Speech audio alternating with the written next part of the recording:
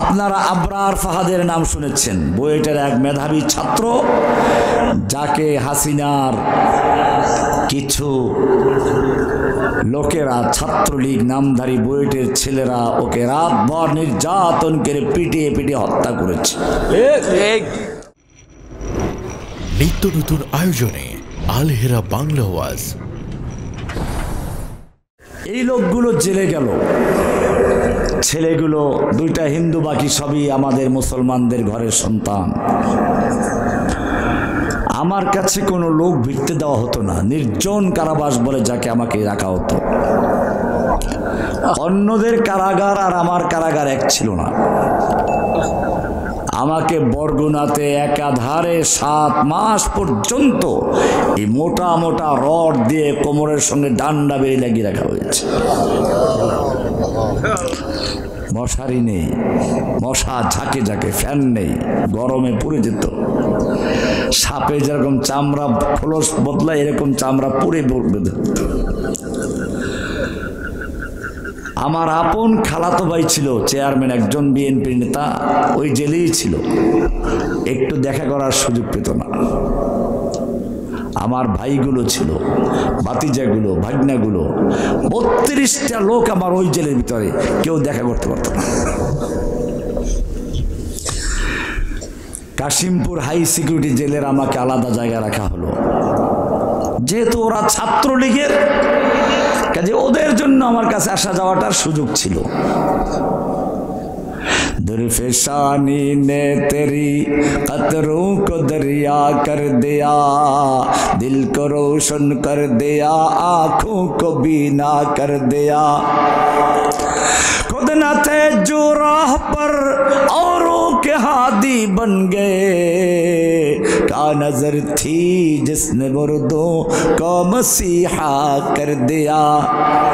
ওই ছেলেগুলো জেলখানায় আমার সংস্পর্শে আসলো। আমি আল্লাহ নবীর একজন আদনা গোলাম, আদনা কি খাদেম। আমরা সবই আল্লাহর গোলাম, আবার ভুল বুঝে না, এই গোলামের অর্থ ওই গোলাম না। আবার শব্দে শব্দে ভুল ধরার লোক আছে, যেহেতু সব তো আমরা কার গোলাম, নবীরাও কার গোলাম, আমরা সবাই আল্লাহর গোলাম। তো যাই হোক, আমরা আল্লাহ নবীর ছাত্র, তারই সামান্য দিনের খেদমত আমরা করি। আমার সঙ্গে স্পর্শে লোকগুলো আসলো, কোরআন শিখলো। আল্লাহু আকবার।